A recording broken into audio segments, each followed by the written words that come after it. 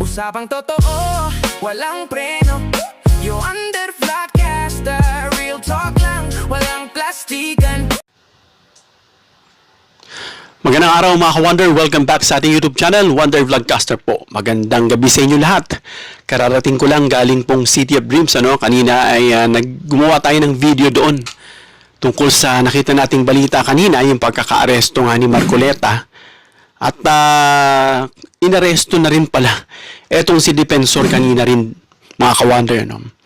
At yung naging laman o yung mga naging discussion o yung sinasabi natin naging takbo nitong trial kanina para dito kay Sara Duterte.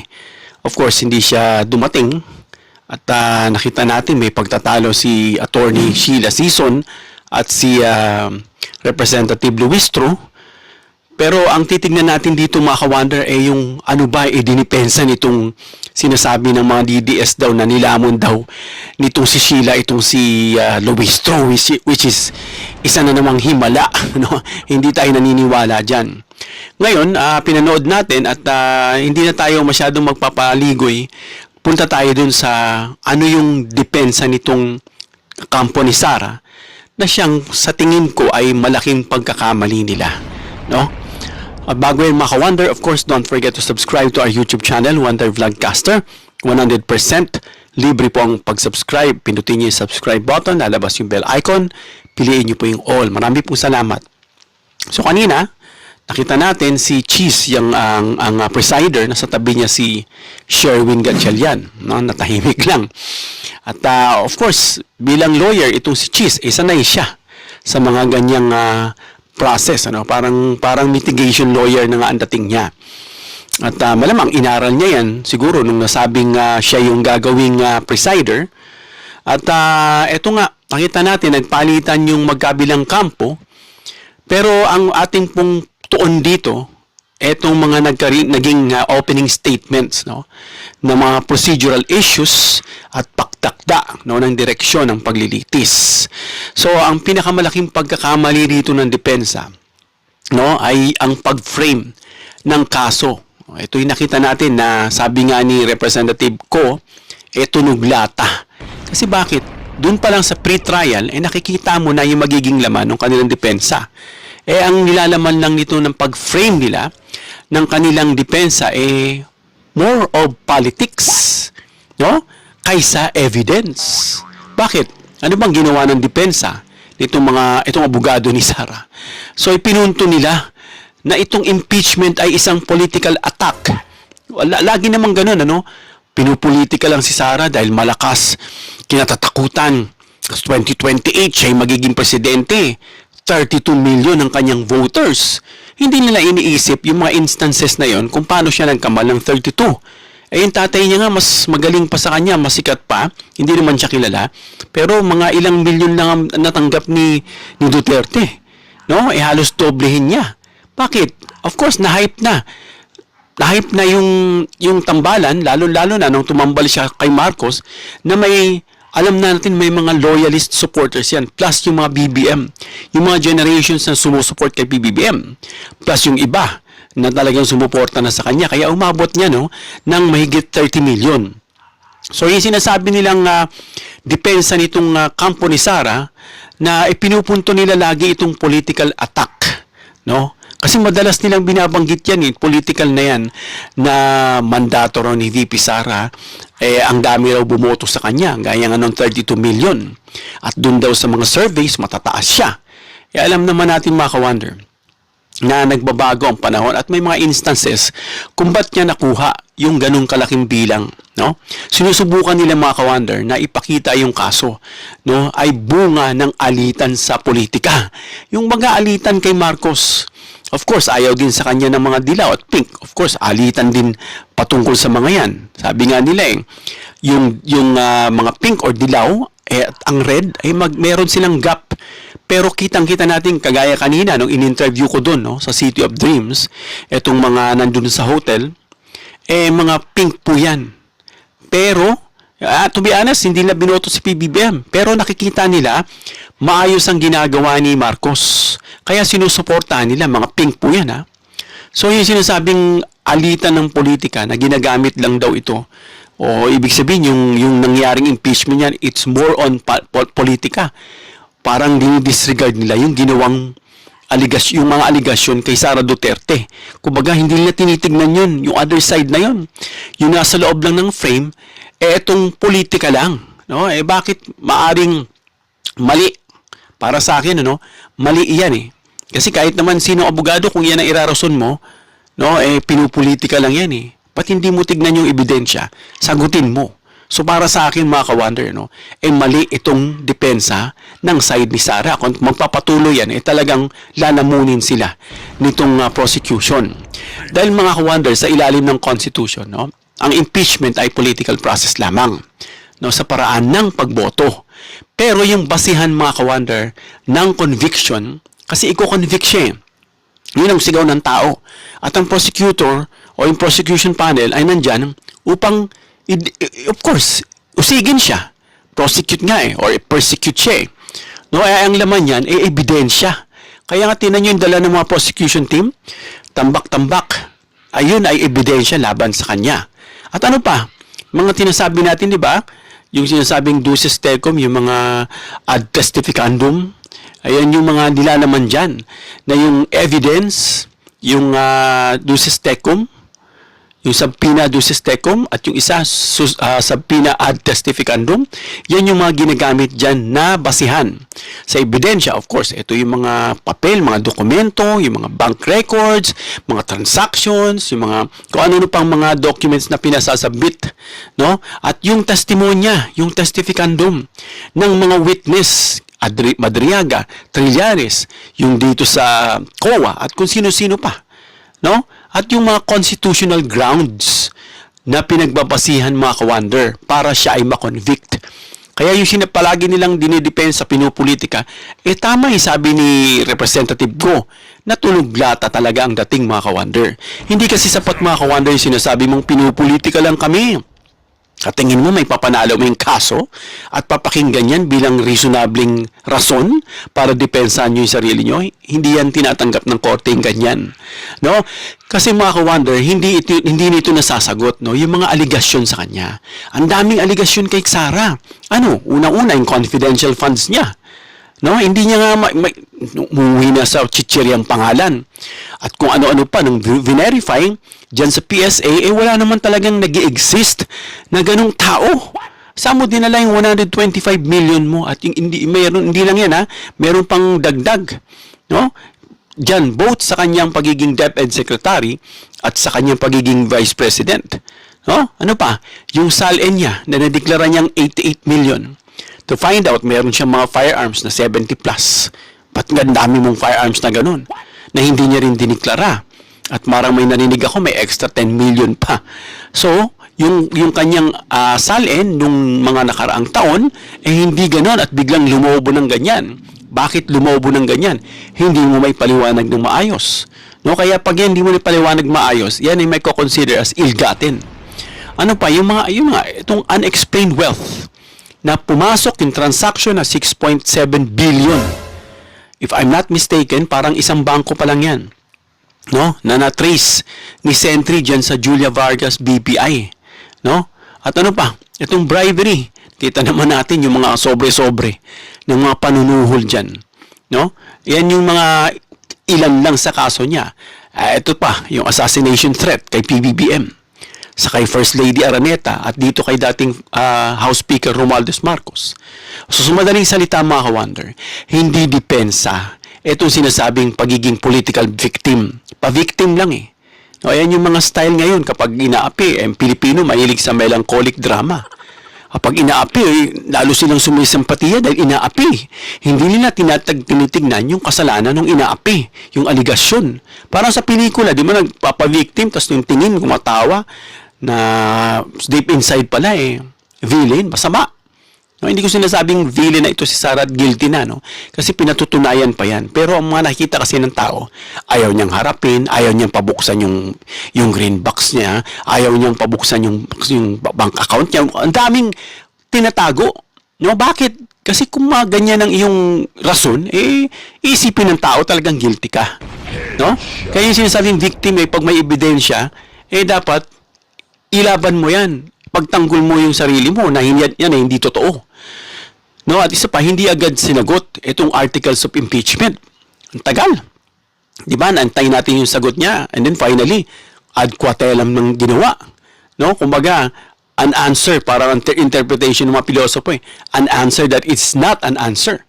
May punto rito yung mga constitutional observers na ito ngang accountability, no?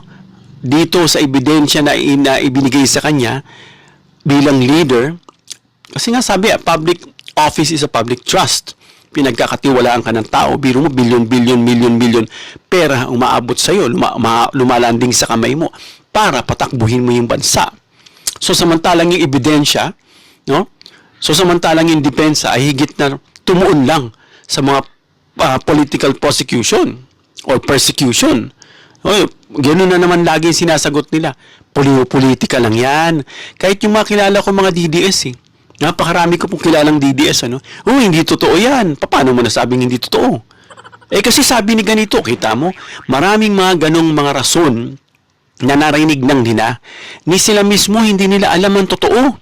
Dahil lang doon talaga, nakatuon lang sila sa tao. No? Talagang nakatuon. Sabi nga ni Sentry, depende sa level. Pag ikaw, nandun ka na sa court level, mahirap na yan. Problema mo na yan. Pero yung mga reasonable pa rin, gumagamit ng utak, yan, pwede pa rin makaunawa. At marami na pong naliwanagan. No? Hindi ka dapat tumutuol lang dyan sa political persecution, electoral mandate. No? Sinasabi, may mandato si Sara, 32 million bumoto sa kanya. At saka yung mga political motive. No? Hindi mo pwedeng gamitin yan na parang rason mo kasi may legal problem dito mga ka-wonder Kapag hindi mo sinagot yung mismong accusation sa'yo, no, maaring isipin nga ng mga senator judges na bakit kaya hindi natalakay yung mismong paratang. Lagi na lang sabi, gaya niyan, the burden of evidence must be coming from the prosecutors. Meron na nga silang prinisinta.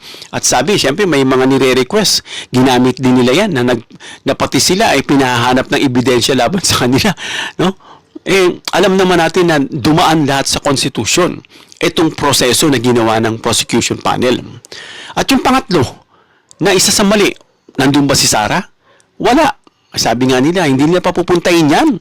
Kasi baka mamaya magkamali yan sa mga interview nga lang, yung mga ambush interview. Ay, hindi ko si attorney, tapos patawa-tawa pa siya. Kasi bakit?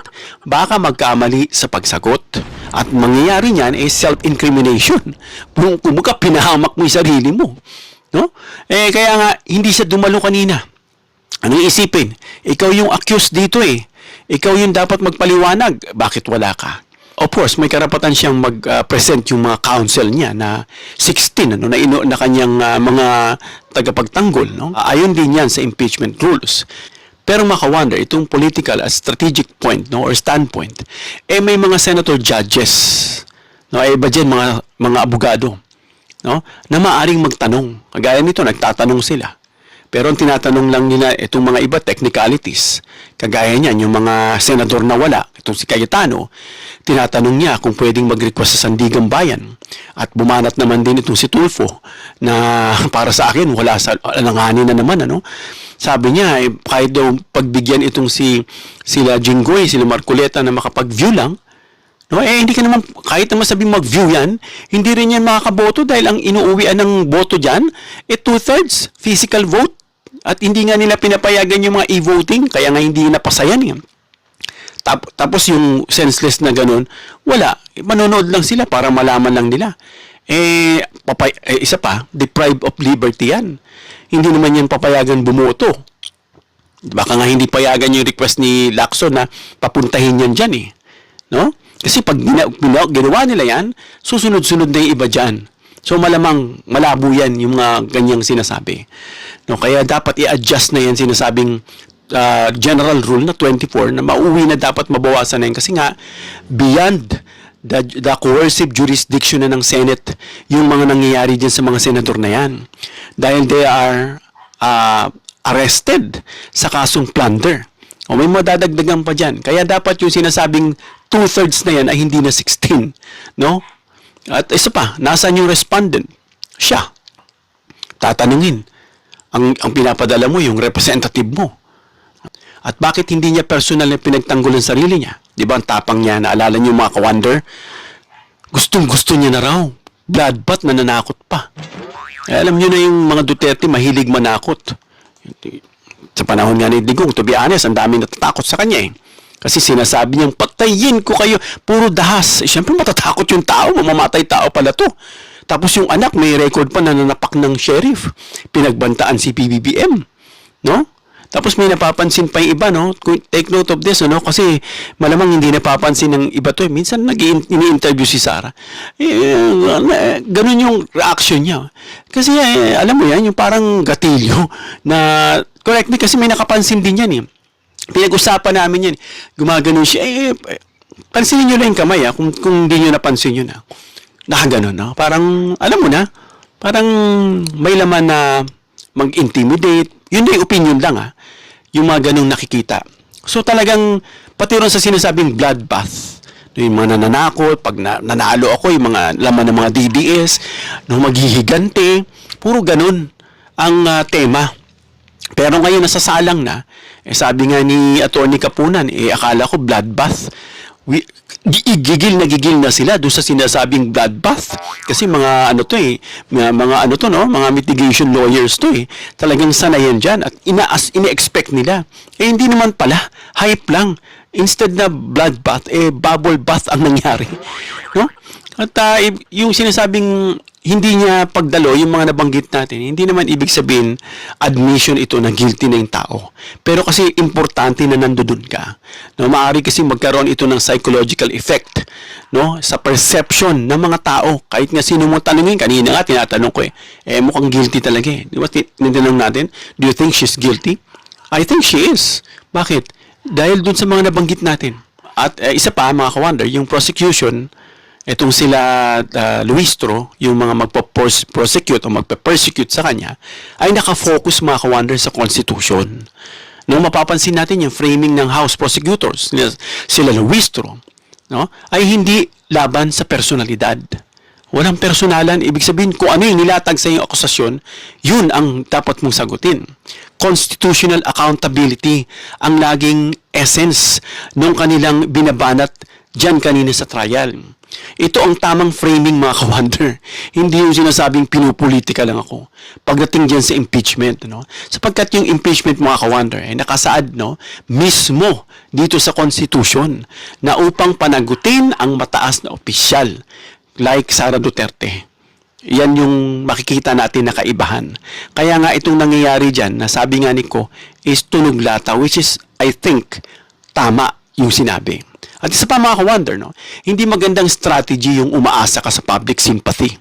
Kagaya niya, pinatawag kayo sa House Committee on Justice, hindi kayo sumisipot. Tapos magpapa-presscon kayo sa social media. Hindi mo pwedeng gawing trial by publicity o susumbukan mo ng bayan yung mga tao. Dahil hindi yan ang tamang venue or forum para litisin yung kaso mo. Dahil sa mga ordinaryong criminal case, mga ka-wonder, minsan gumagana yung sinasabing emotional appeal. No? Kaya siguro sinusubukan nila yan. Pero sa impeachment, mga ka-wonder, yung mga senator judges ay inaasahang magdesisyon. Saan sila nakabase? Doon ba sa sinasabi mong pinupolitika lang ako? Mga sanay na yan eh. Lalo na kung abogado yan. No? Sila ay nakabase saan? Sa Constitution. Yun ang pamantayan eh. Yun yung parameters para malaman kung ikaw ay guilty o hindi. Ano pa? Yung ginawa nilang rules of impeachment.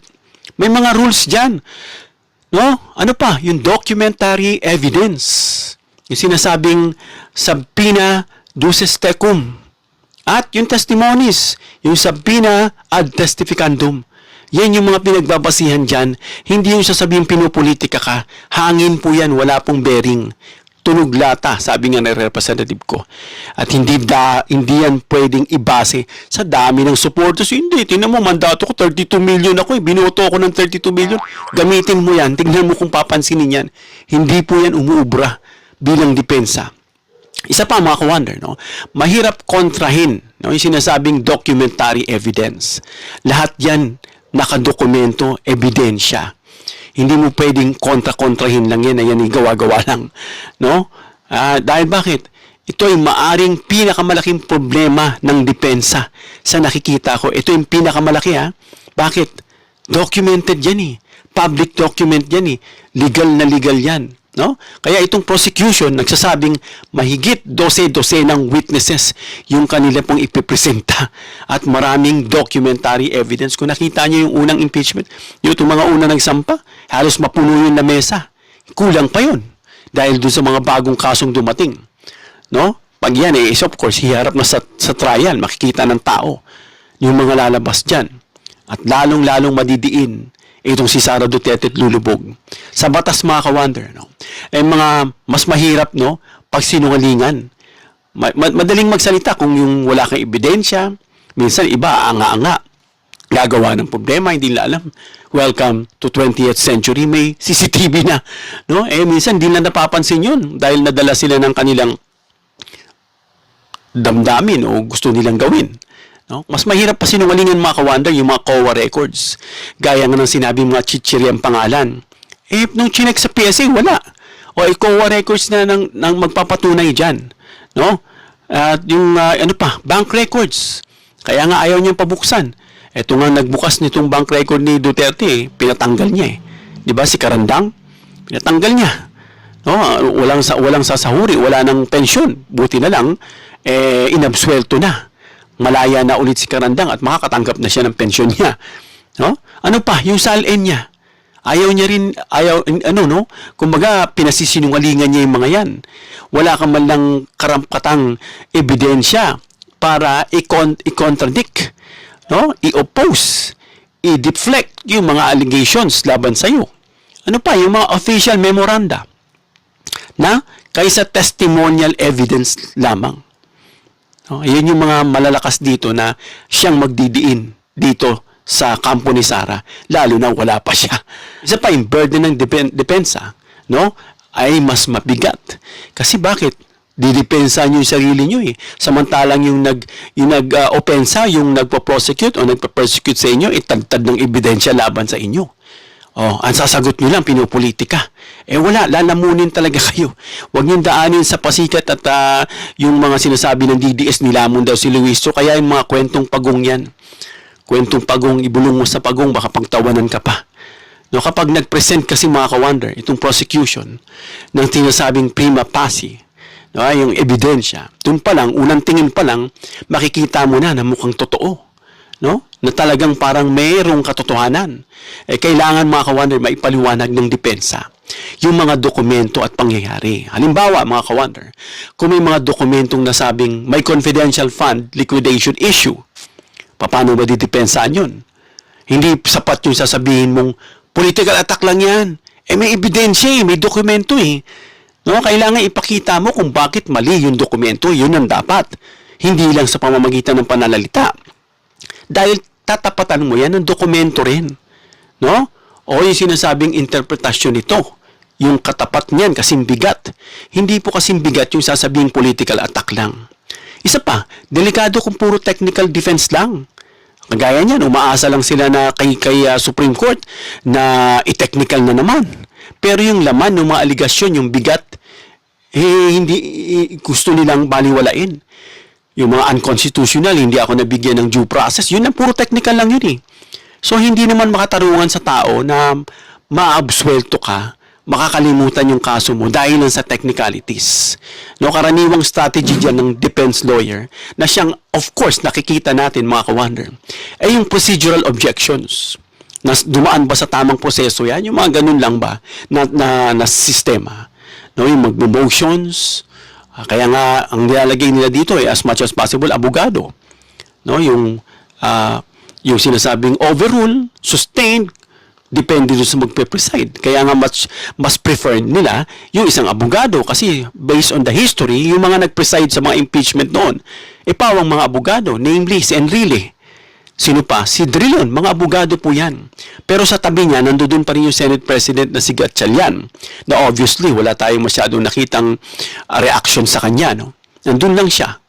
Siguro binabantayan niya itong si Cheese, no, kung magkamali. Kasi pwede niya pong palitan yan. Isa pa, yung karaniwang sinasabi dyan, jurisdiction. Kaya nga hindi sila umattend dito sa House Committee on Justice, dyan sa House of Representatives. Dahil sinasabi nila, you don't have jurisdiction over us. Doon na lang daw sa Senate.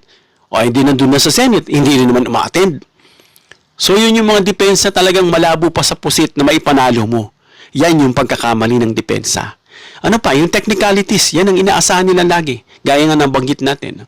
Pero sa impeachment, mga ka-wonder, no, itong Senate bilang isang sui generis na may sarili silang mga rules at sa kanila ibinigay yung burden na yan parang litisin ang isang nagkamaling opisyal na Vice President. No? Kapag Presidente kasi Supreme Court ang venue niyan at Chief Justice ang kanyang magpe-preside diyan, no? Itong ang Senate, may sarili silang rules at may sarili din silang pagdedesisyon at saan nakabase sa ebidensya.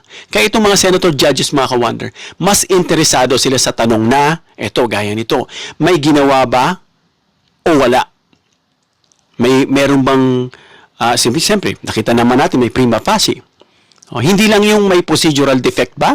Yung sinasabing technicalities. Mali yung procedure, dapat binigyan nyo kami ng due process. Yung mga ganun, nahalata mong nagsosurvive na lang. Makaligtas lang through technicalities. Pero yung mga ginawa, yung mga aligasyon, yung laman, yung bigat, hindi mo madipensahan. No? Ano pa? Itong prosecution ay tila inihahanda ang trial bilang records-based. Mayroon silang mga ebidensya. May mga records na nalakap from COA, from BIR, from AMLAC, at kung ano-ano pa. No, dapat tapatan mo yan. Hindi lang sasabihin mo, pinupolitika ako. Walang kasense. No? Kasi kung ganito yung magiging direction, mga ka-wonder, mas magiging mahalaga, no, ang official records. Official nga eh. COA findings, government documents, testimonies under oath. Sinumpaan yan. Kahit sabihin mong sumumpa itong mga 18 marites, 18 kargador, pwede naman lang sumpaan yan para lang sabihin nilang kapaniwala eh. Pero pag cross-examine na, doon mo makikita kung yan ba ay may credibility o wala. Kaya nga pinagtatawanan lang sila eh. May mga bago na naman silang nire-release. Obviously, nagdi-delay lang. Umiingay lang, nanggugulo lang. Tinan mo, yung mga may pangil na akala nyo sila Marcoleta, nasa na? Arestado. Si Defensor, akala nyo untouchable? Ito, plunder din ng case. Wala pong bail yan, ano? Reclusion perpetua, yung mga hatol dyan. So, ito yung mga sinasabing mabigat na mga basihan, yung mga nabanggit nating documents, kaysa mga speeches lang, sa mga ingay lang, narinig lang nitong mga didilis, yung galing ni Sheila, nilamon si Luistro, pero kung titignan mo yung sense, yung laman, walang kalaman-laman. Ano pa? Constitutional reality. Dahil sa ilalim ng Constitution, mga ka-wonder, ang impeachment ay hindi referendum, hindi ang botohan. No, yung sinasabi nating impeachment, Constitution, sa ilalim ng Constitution, hindi ito boboto yung publiko. Ang boboto dyan, kung ikaw ay guilty, itong mga senador, nakabase sa mga ebidensya, hindi sa sinasabing speeches lang na, pinupolitika ako. Dahil hindi rin ito election, mga ka-wonder. Ito ay constitutional proceeding. No? At ang tanong dyan, itong mga senator judges ay hindi popular ba siya? Yun ba yung tatanong natin? Kay Sara, popular ba siya? Obviously, she is. Pero hindi yan, walang bearing yan. Kasi ang mga tanong dito, ito ay constitutional proceeding. Ang tanong dyan ay napatunayan ba? No? Ang impeachable offenses ayon sa ebidensya at sa Constitution, yan yun eh. Ito nga, napakalakas nga ng ebidensya eh. Dapat depensahan niya yan na kasing bigat o mas mabigat dito sa mga aligasyon sa kanya. So, mangyayari yung mga ka-wonder, posibleng magiging dahilan ng pagkatalo nitong kampo ni Sara, no, kung hindi magbabago yung kanilang estratehiya, yan, binibigyan na nga kayo ng mga pointers, ng hint para ayusin nyo. No? Anyway, kahit ayusin nyo, wala naman talaga kayong kakayahan, depensahan yung sarili nyo dahil napakalakas, overwhelming yung mga ebidensya against sa kanila. So, masyadong nakafocus sa political narrative itong kampo ni Sara kaysa legal rebuttal. Pag magre-rebut, pinupolitika lang, yun ang sagot. No? Walang bigat. Sabi nga ni ako, for the third time, and I quote, tunog lata. No? Hindi agarang tinututukan yung mga bawat articles of impeachment. Kung ano-anong sinasagot. Pagtutok sa mandato ng mga botante, I was voted no ng mga 32 million na tao sa halip na bagbasihan yung sinasabing constitutional standards. Ito ba yung posibleng mahirapang kontrahin ang documentary evidence? Mahirap pa, mas malabo pa sa sabaw ng pusit sa nakikita natin mga ka-wonder. Kung magiging matibay ang presentation o yung alam natin, depende na lang yan sa presentation ng prosecution. Dapat matibay at although may evidence, pero same, kailangan mai-deliver nila yan. Ma-convince nila itong judges. No? Anyway, wala naman maididepensa itong kampo ni Sara, kundi yung mga sinasabing political attack. At kung ano-ano pang hindi kasing bigat nung sinasabi sa konstitusyon. No, kung makapagbigay sila ng malinaw at detalyadong paliwanag, no, sa bawat aligasyon sa kanila, maaring maging kapanipaniwala. Take note maging kapanipaniwala. Kasi doon pa lang sa pagka-present ng prima facie, no, yung sinasabing doon pa lang sa dumaan dito sa House of Committee on Justice, na bumoto sila sa yung dinaanan nilang proseso bago nila idalhin dito sa Senado, ay na-convince sila na guilty nga at na-impeach nga si Sara. So, kailangan may maaaring maipakita nilang kapanipaniwala yung ebidensya na iharap nila sa House prosecutors. Pero ang tanong yan ba'y uubra? Kaya malagang tandaan mga ka-wonder, no? Unang araw pa lang ng paglilitis na ito, at sabi nga ng iba, nagpo-project na tatagal ng 6 months, wala pang formal na presentasyon pa nga, no? Wala pang mga testigo at ebidensya. No? Kaya maaring sabing mananaig ang alinmang panig. No? Ang magiging resulta mga ka-wonder ay nakadepende sa kabuuang ebidensya. No? Ebidensya na ipepresent na ihaharap ng prosecution team. No? At sa kakayahan ng depensa na sagutin ang bawat aligasyon sa mga susunod na yugto ng impeachment trial. So yan. So kung nakikita natin na wala silang pantapat dyan, malamang sa alamang, mai-impeach talaga itong si Sara. At pagkatapos niyang ma-impeach, ay parurusahan siya, she will be removed from her position as the current Vice President. And then, ano pa? Itong sinasabing perpetual disqualification from holding public office. And after that, pwede na siyang sampahan ng mga criminal cases sa mga local courts. At doon talagang gigisahin siya. Magkakabila-kabila magsasampa sa kanya. Kaya dito, ito yung palpak na ginawa nitong depensa ni Sara kanina. Na kung itutuloy-tuloy pa nila yan, na sa tingin ko wala naman talaga silang maididepensa, malamang talaga mai-impeach sila. Wag lang magkaroon ng magic, no? Despite of the evidences sa lakas, and then gagamitin na naman yung technicalities, no? Hanggang dyan muna tayo mga ka-wonder, tsaka na natin i-discuss yung iba pa. Hanggang dito lang tayo mga ka-wonder. Comment down below your opinion para mabasa at mareaksyonan. Please give me a thumbs up if you like this video para ma-share ni YouTube sa iba pang viewers. Please share this video para malaman nila yung palpak na pangdepensa ng kampo ni Sara kanina. Please subscribe, hit the notification bell icon and choose all bilang suporta sa aming mga content creators. Hanggang sa muli mga ka-wonder. God bless.